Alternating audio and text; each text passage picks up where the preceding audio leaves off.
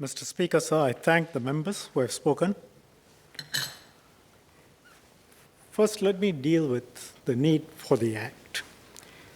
Mr. Ganthiampo has cited several surveys which tell us that we are among near the top, the Safe Cities Index in the world, and we are right at the top in terms of law and order. I have shared with members the findings of another survey. Here, 93% of our residents say they feel safe when they walk in their neighborhood at night.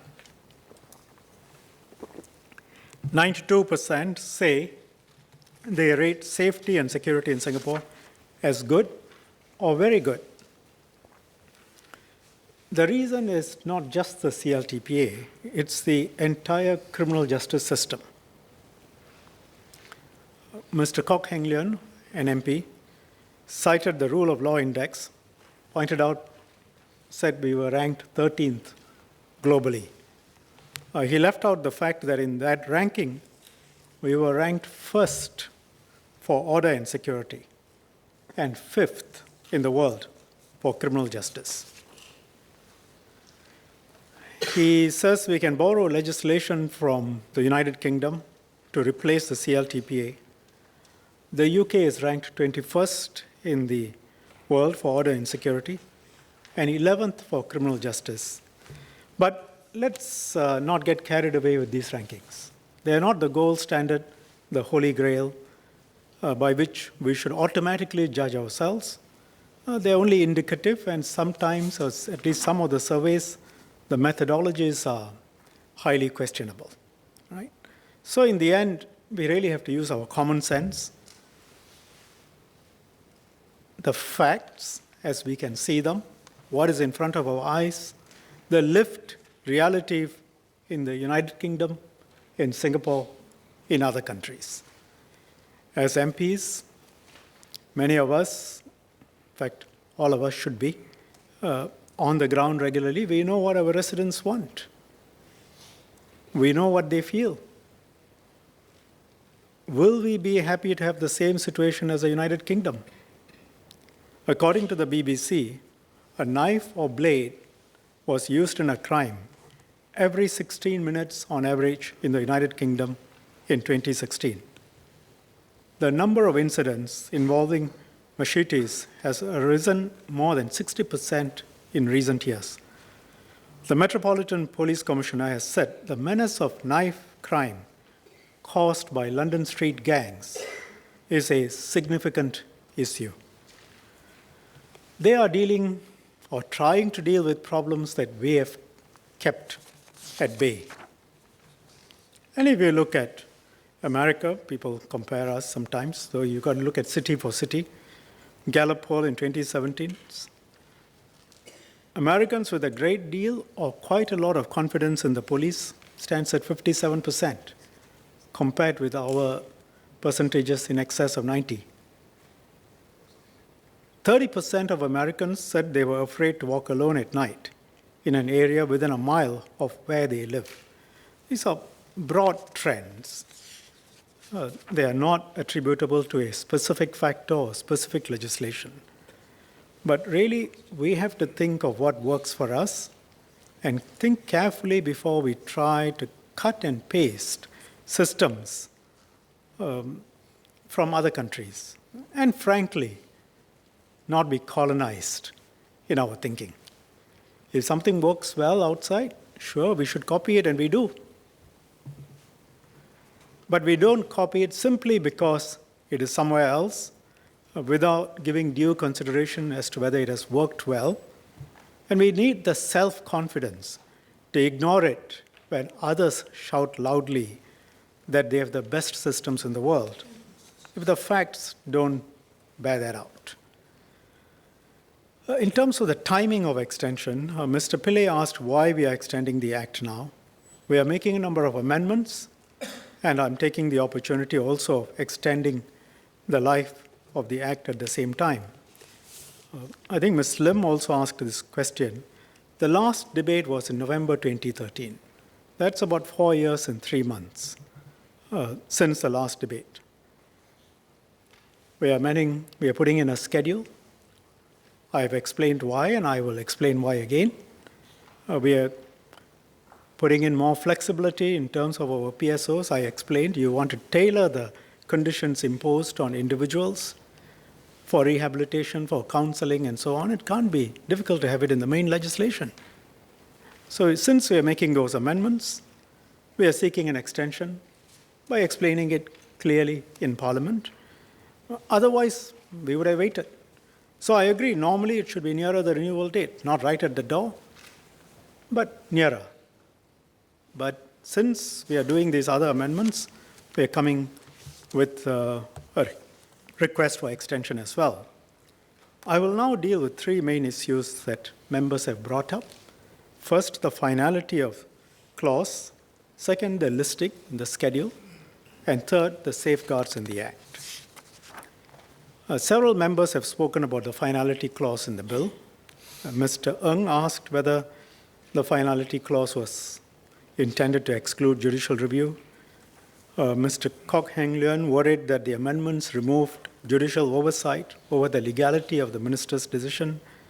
Mr. Ng and Mr. Gan also suggested we need independent court oversight in the system. And I think all of Mrs. Pritam Singh, Ms. Sylvia Lim, and Mr. Dennis Tan also had questions.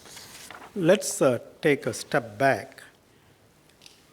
Let me explain this by reference to some broader points, and then I'll deal with the specific points. In the criminal justice system, you have trials, you have verdicts, guilty, not guilty.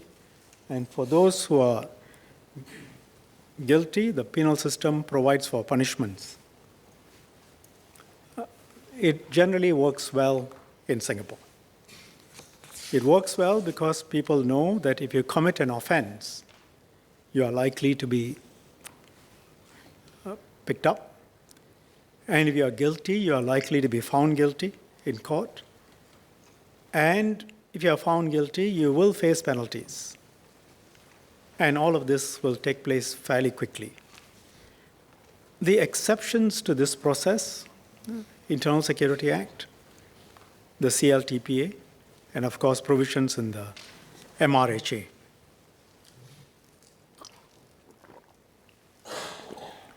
It's a deliberate decision by Parliament to make those exceptions. Why? Internal Security Act, reasons have been explained.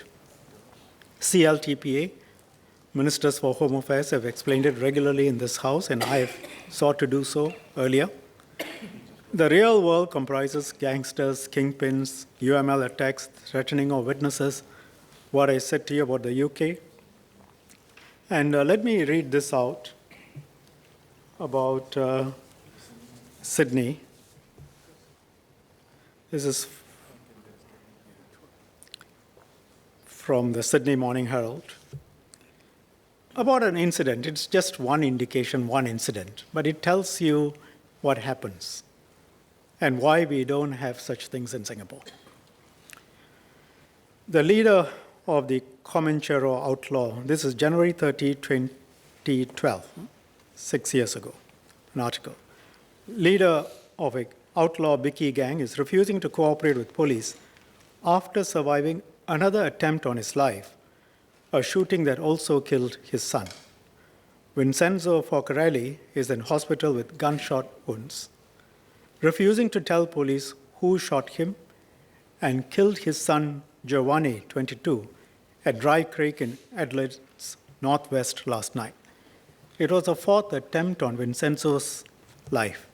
He was shot in the leg in December, was also the target of a failed bomb attack by 2 men linked to the Hells Angels, who both died when the device exploded early.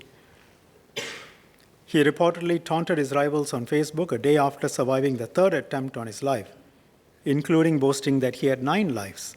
He can be seen dancing in a YouTube clip that appears to be promoting life in the Comanchero gang in Adelaide.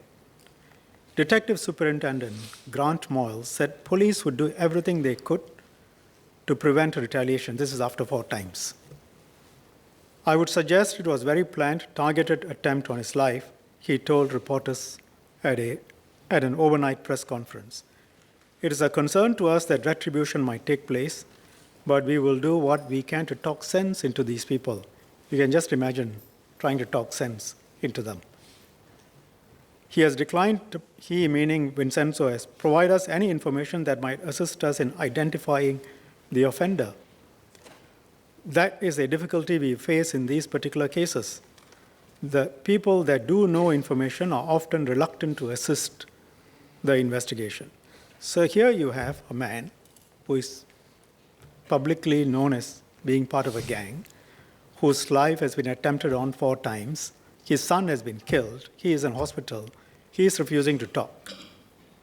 And the police fear that there will be retaliation. The police say, we will try and prevent it. But we know in the real world what happens.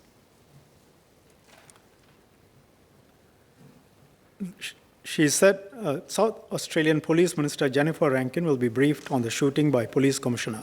She said police were doing their best to deal with the scourge of outlaw gangs, and South Australia had very tough anti-bikie laws. Hundreds of them have been arrested and charged. Hundreds of their associates have been arrested and charged. The frustration in these people have absolutely no regard for the law, or it would appear for their safety or the safety of the community. The reporter points out that his son also had been attacked before but had refused to cooperate with police investigating the attempted murder.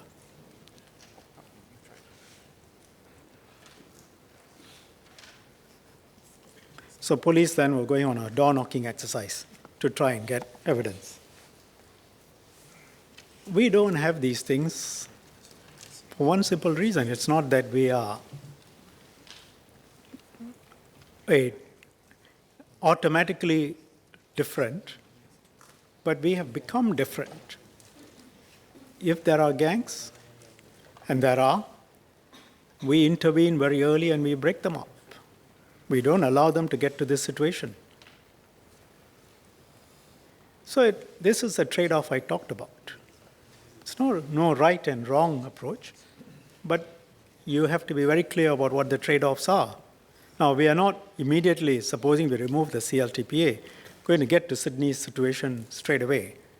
We have tough gun control laws as well, but you must expect a different law and order situation. Some of you might recall, I think it's 2010, 7 years now. Over a period of 3 weeks, a series of young boys went on a rampage, different groups. I think one was in downtown East. A young man was knifed, I think, to death. He was knifed to death, gang attack. And then in Bukit Panjang, the following week, there was another attack. 3 weeks in a row, and people got upset, and they said, what is happening? Do something about it. The police took a number of steps, did something about it, but the CLTPA is an essential tool in the arsenal of doing something about these things. Otherwise, every MP, Member of Parliament, will answer to your residents, because our people value law and order and security very highly. And 93% of the people are not going to say in a survey they feel safe walking in their neighborhoods.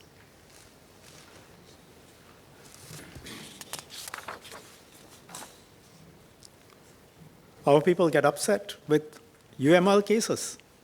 When paint gets splashed, MPs would have faced them. When their doors get locked, padlocked. When their doors get set on fire, they will come to the MPs and demand that action be taken. And the government has got to be able to respond.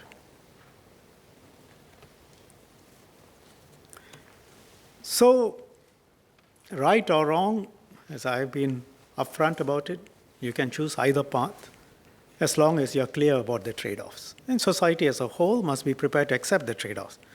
I have come to accept that the path we are taking is probably better for Singapore and for society. Let me again, make a larger point. It's possible to make grand statements about liberty and security if you don't have to deal with real-world problems. Let me go to the US as an example. President Obama, when he was candidate Obama, he thundered, choice between liberty and security is a false choice, he said. Meaning you can both have security and a full set of rights, including due process for all in the courts in all cases. Sounds very good. It's very noble. And he promised to close Guantanamo. Signed an executive order in 2009 to close Gitmo, in fact. But then the US was having trouble finding anyone else who was willing to take all these people in Gitmo. Prisoners there were indefinitely detained without charge, citizens from 49 nations. Youngest detainee was 14, oldest was 89.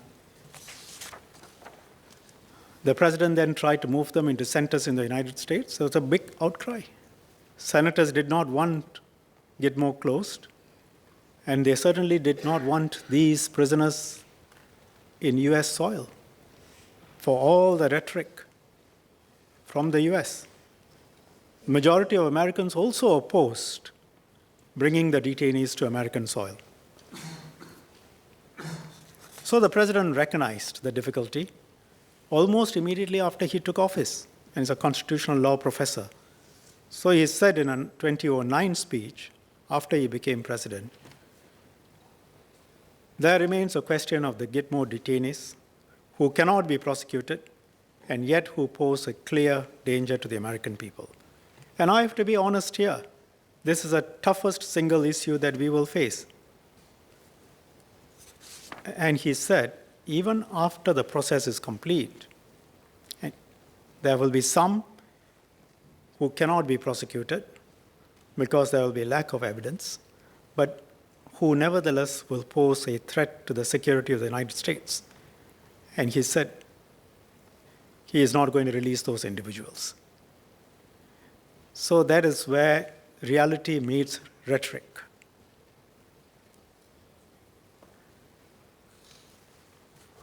If you look at Eric Holder, the former Attorney General of the United States, he was giving evidence in Congress about one of the masterminds of 9/11. He was asked what will happen if they tried the man, and he was acquitted by the courts. His answer,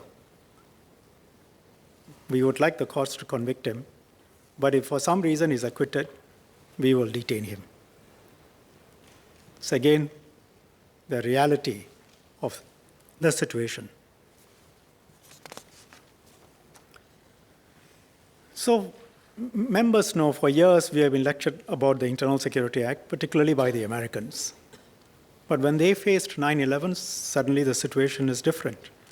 Of course, the CLTPA is not in the same league as the Internal Security Act. It deals with different situations. It's very different from the ISA. The principle behind the CLTPA is that there will be some criminals, some types of criminals. Due process will not get them to justice, considering the nature of their activities. Is it better for society to leave them out or have the CLTPA and use it? Our current approach has led to the current levels of safety and security. Safeguards, I've mentioned several, including the advisory committees, the structure of how we proceed. Now, in this context, let's turn to Clause 3. Mr. Pritam Singh said, or asked if he said, Clause 3 operates to narrow the judiciary's role. Say, how so? How does it narrow the judiciary's role? He asserts but does not explain. And I have said, I think by now I've said it about 4 or 5 times, there is no exclusion of judicial review. The traditional grounds of judicial review remain. So here we are. I have explained by reference to first logic, in that Clause 3 deals with the factual basis for the minister's decision. Judicial review is separate. Second, I've explained that a half-decent, and I don't mean it in an insulting way, but basic point is any lawyer ought to know that regardless of what I say, Clause 3 cannot oust judicial review. That's a fairly basic, fundamental point. Any lawyer ought to know. So I've explained it, and I've given reasons. So I'm faced with an assertion from Mr. Singh, and this is the best I can deal with it, unless there are some reasons given to me as to why he thinks, or Ms. Lim thinks, or anyone else thinks, that this narrows the judiciary's role.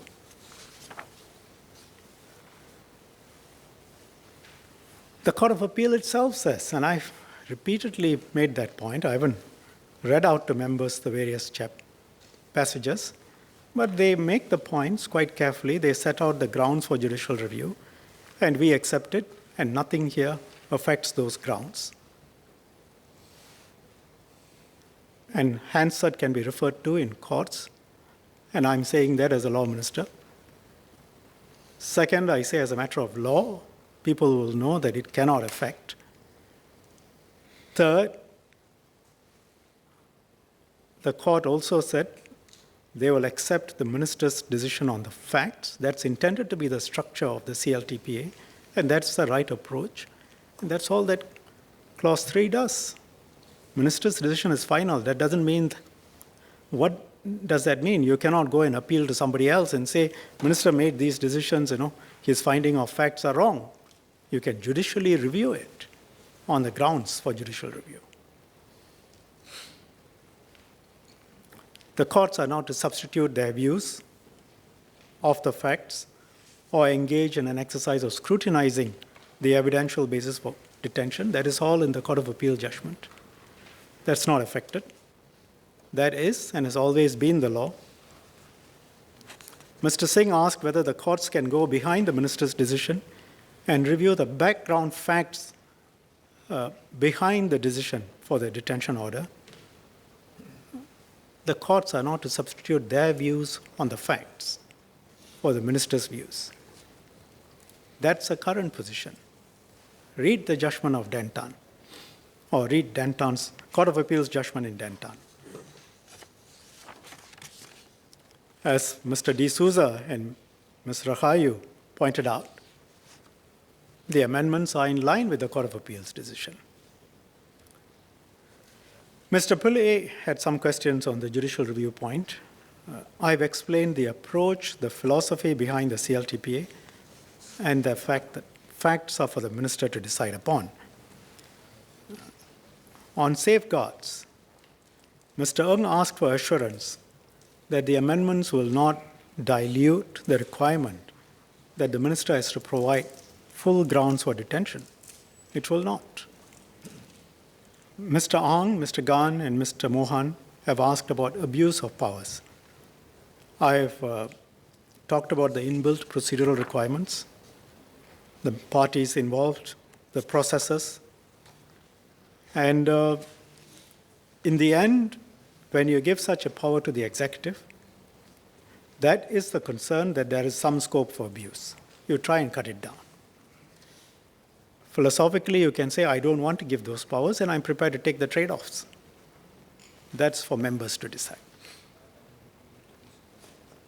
But I think you should decide by accepting that if you don't have the CLTPA, then your law and order situation will get worse. How much worse, it's not possible to say, but it will get worse. And whether you're prepared to justify that and take that kind of society.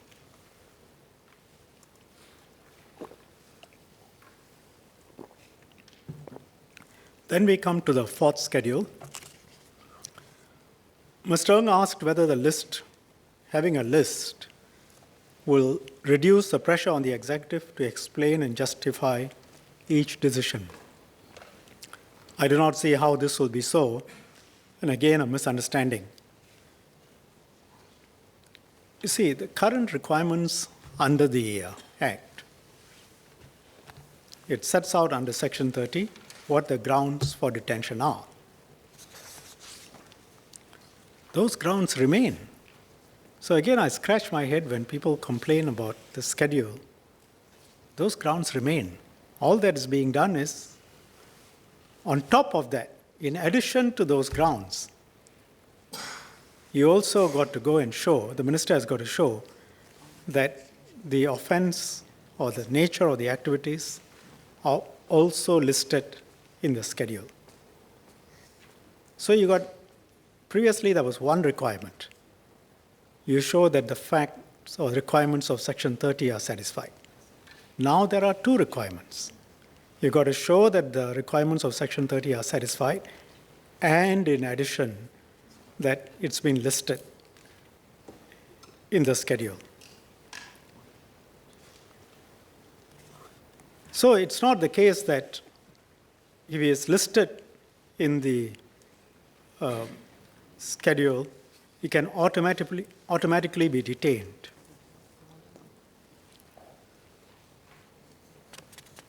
There has got to be,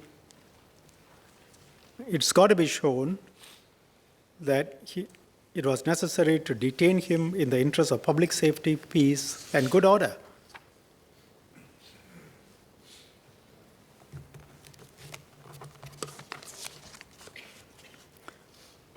Ms. Lim had some points. I tried listening very carefully. I have to say I found the points a little difficult to follow. What I got out of the points under here was that it increases the powers of the minister. I think these statements, they're difficult to deal with because they've got to be backed by some reasoning and some logic. So I come back to this simple point.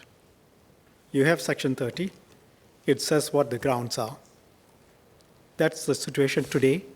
The Court of Appeal pointed out it's not unlimited power for the minister, but there is, it's not open-ended, but it gives a level of discretion. After the amendments, assuming they are made into law, what's the situation? You continue to need to satisfy the requirements in Section 30. So the detainee is no worse off, the minister is no better off. The same requirements continue. In addition, the minister has got to show that it's listed in the schedule. So how does it increase the powers? I think rhetoric has got to match reality, and it's useful to read the clauses carefully before making speeches.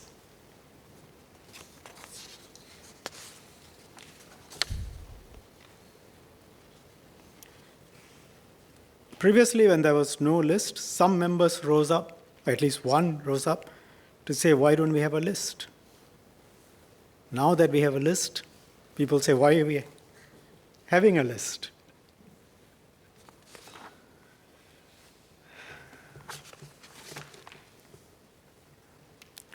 Mr. Ang Wei Neng asked how the list was drawn up. Mr. Mohan asked for the rationale behind the organized crime offenses. The activities in the list include criminal activities that have previously been dealt with under the Act, or as I said, or which have been mentioned in Parliament as being within the scope of the Act. Now, supposing, let's do a bit of thinking, the minister lists shoplifting as an offense, and then based on that, he goes and detains a 12-year-old on the basis that this is contrary to the safety and preservation of public order in Singapore. Do you think that will pass muster on any judicial review? So one has got to be sensible about these things. It won't pass muster now before the legislation is amended, and it won't pass muster after tomorrow. We included organized crime, but it doesn't mean everything in the organized crime comes within the CLTPA. It can't do so. But we wanted to preemptively, decisively prevent organized criminal groups from establishing a foothold in Singapore. Mr. D'Souza is correct to say that this recognizes the problems associated with transnational criminal syndicates. Let me deal with some of the other clarifications that have been raised. Mr. Singh asked whether the Act will be used against foreigners who dabble in organized criminal activity that has effect in Singapore.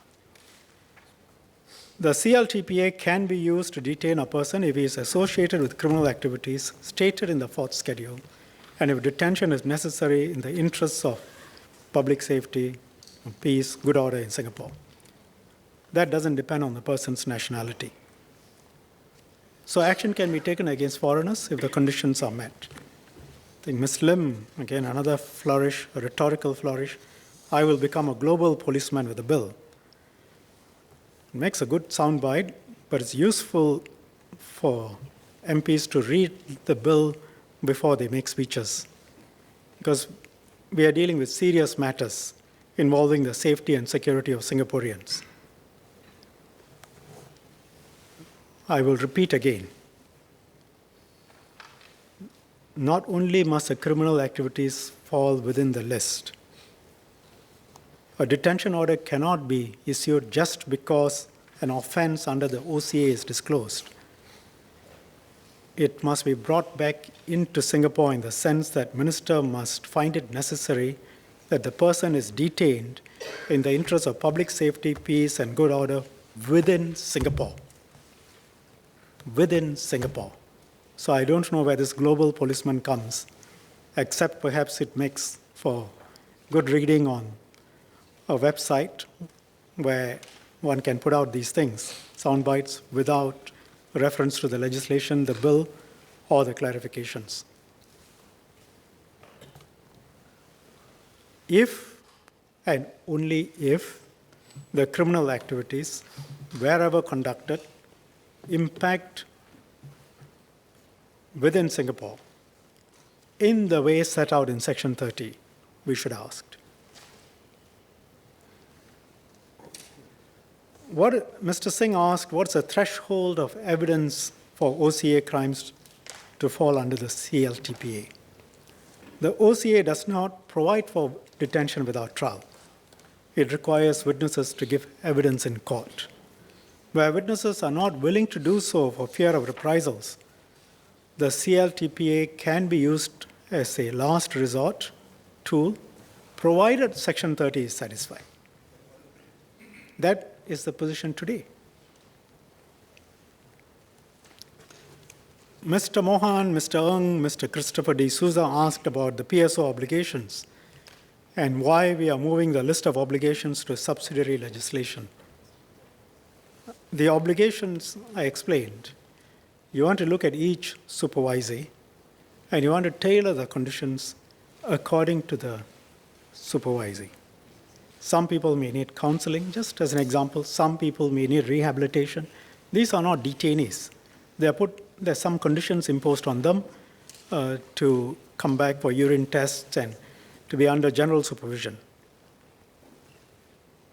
If it's in the main legislation, we will need to amend the Act each time we want to add conditions in based on evolving needs. These are largely operational in nature and make sense to put them in the schedule.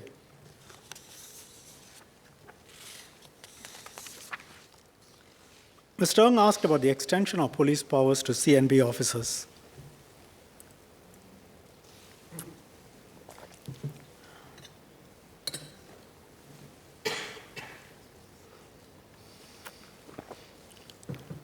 Currently, both police and CNB supervise the supervisees.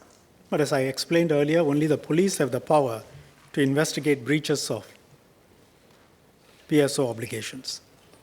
The amendments will streamline the process, so we won't need both police and CNB to be deployed to investigate breach of PSOs involving persons detained by CNB for drug trafficking. Mr. Ang also asked if the government will publish the names of the advisory committee members. I think the members can choose to identify themselves if they wish, and some have done so. But the government respects some of the members' wishes not to have their identities published. Sometimes they are also concerned about the people they have to deal with and what might happen to their families.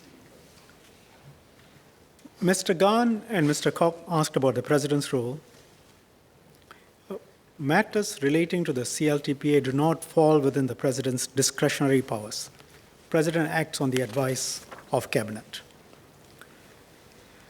Mr. Ng and Mr. Koch also asked whether other legislation could be amended to address the difficulty in securing witness testimony in open court. The general approach I've said, where we can, we want to move towards trials. So these and other suggestions have been considered and not workable we found because of the nature of trial process is such that it's difficult to have a secret testimony from one witness who cannot be cross-examined and whom the judge can talk to but no one else can talk to. It's not the normal trial process. And we pretty much have something similar now through the advisory committees. But we will review them.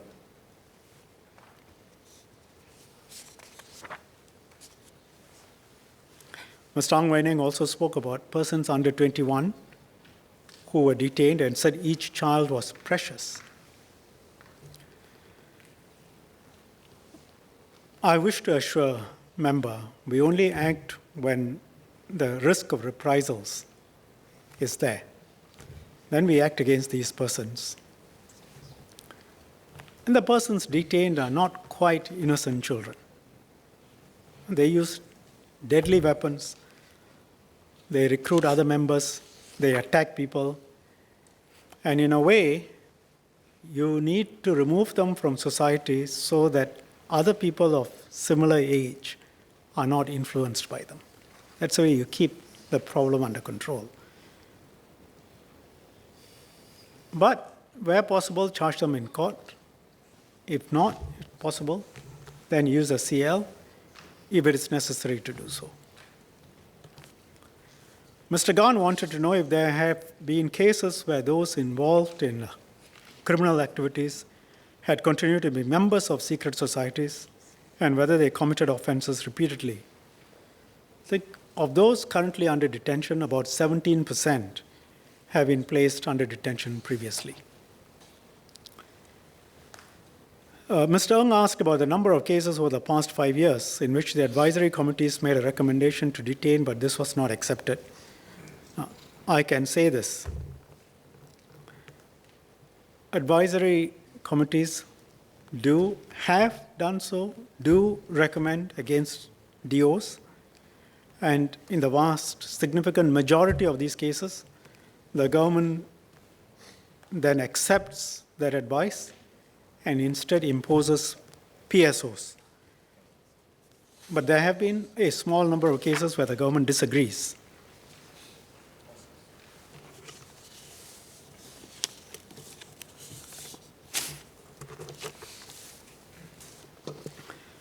Professor Mohan asked the Constitution and the tasks of the IAC, Independent Advisory Committee, do they change by reason of these amendments? No, they do not. And they do not change by reason of the appointment of judges. In the past, our approach has been to appoint a very senior lawyer or retired judges, but I felt it would be good to appoint serving judges, but it doesn't change the nature of the advisory committee. As regards the points made by Mr. Singh, so the question is, since I've explained what finality means, you cannot appeal against the minister's decision on the facts, which is the current position. Really then, Mr. Singh, as well as the other members from the Workers' Party, and all members must ask themselves some questions. First, what is the current position? Do you agree that in the current position, there cannot be an appeal against the minister's decision on the facts. These are fairly basic questions of law. Do you agree or do you disagree? The Court of Appeal has said you cannot appeal against the minister's decision. Minister's decision is not to be substituted. So it's fairly clear. If that is so, then why do you disagree with a clause which sets that out? So again, there's got to be some connection between rhetoric and reality. Mr. Singh also asked whether having judges sit on advisory committees conflates the roles of the judges and that of the executive. No, not at all. The judges sit as part of the advisory committee. They give their views. They look at the evidence. If they feel that some things need to be checked further, they can do so. They can call up the investigation officers. They can call up for the files. They review it. I think we should welcome what the government is doing. But if Mr. Singh or anybody else feels that we shouldn't do so, I would like to hear that. Please stand up clearly and say, no, we don't want judges in there. Say so and put it on record if you mean what you say. Separately, if the detainee feels that the grounds are not adequate and he wants to go for judicial review, it's open for him to go for judicial review. And of course, different judges will hear that application, not the judges who sat on the advisory committee. So having judges who are independent, I think adds considerably to the robustness of the process. Mr. Dennis Tan, I think, referred to my speeches in '89, but I think he conflated the '89 and '94 speeches. I made 2 speeches. I haven't looked them up recently, but from my recollection, what we are proposing today to have judges chair the advisory committees is similar to what I had suggested in, I believe, '94, some 23 years ago, or 23 and some years ago. I don't think I made that suggestion in '89. I stand corrected.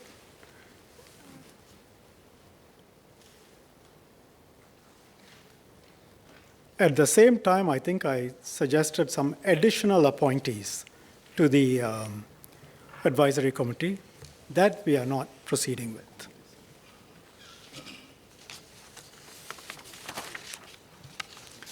Mr. Dennis Tan also said this is a step back. I would welcome him to clarify why he says that. How is any of this a step back? Again, it's an assertion which is not being substantiated. I'm standing here and saying that this doesn't oust judicial review. I'm saying any lawyer would know that. I'm referring to the judgments of the Court of Appeal. I'm saying that the finality clause refers to ministers' decisions on the facts, which the Court of Appeal acknowledged. And I'm saying it's crystallizing the current position. So why is this a step back? It sets out clearly it's better as we go forward.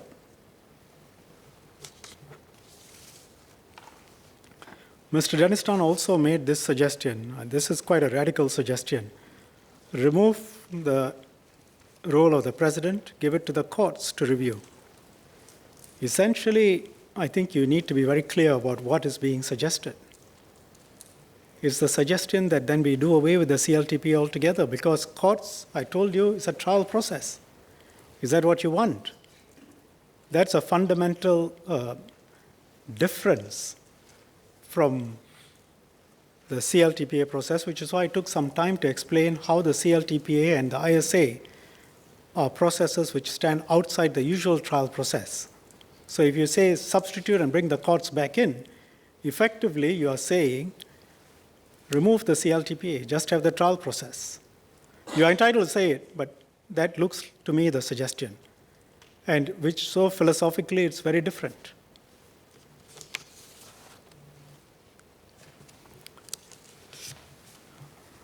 Ms. Lim made similar points on finality and timing. Timing I've dealt with, finality I've dealt with, and I've said on the schedule I don't see how it increases the minister's powers.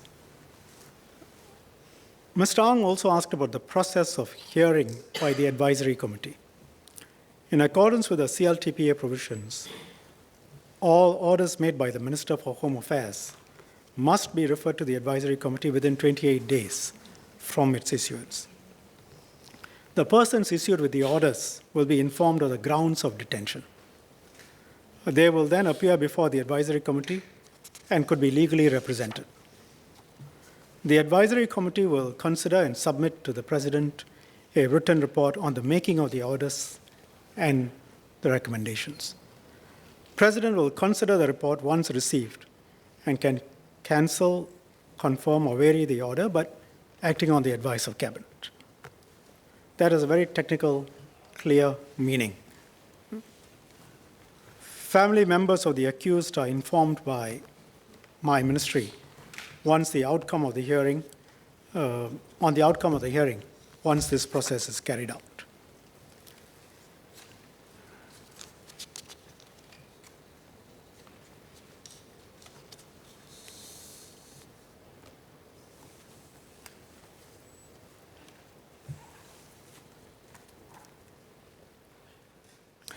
Now, I should add this in answer to Mr. Singh's question as to whether there's a conflation of the role of the executive and the judicial in introducing sitting judges to the advisory committee. I think Ms. Lim said this in 2013.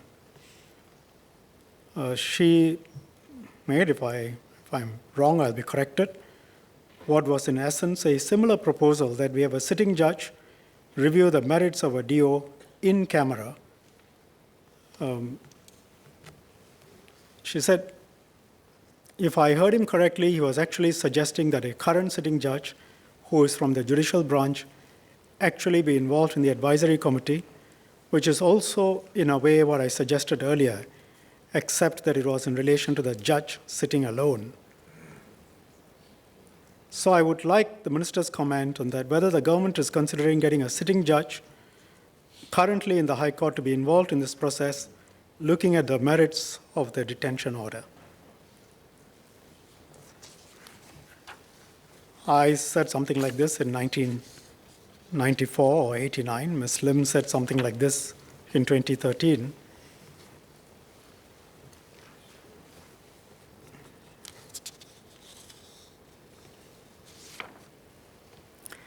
Mr. Ang asked about the provisions of legal counsel to detainees. While the CLTPA is not covered by CLAS, Criminal Legal Aid Scheme, detainees who cannot afford a lawyer can be referred to the Law Society, and they will seek to assist. They have the pro bono services and the ad hoc pro bono referral scheme. So the LPBS will assess the case and arrange for pro bono legal representation as appropriate. So I think I've dealt with all the points the members have brought up, and given that some of the members appear to have proceeded on a completely erroneous set of assumptions of law and perhaps a misreading of the bill, I wonder if they will now change their position when it comes to voting, because otherwise they'll be voting on a mistaken basis as well. Thank you.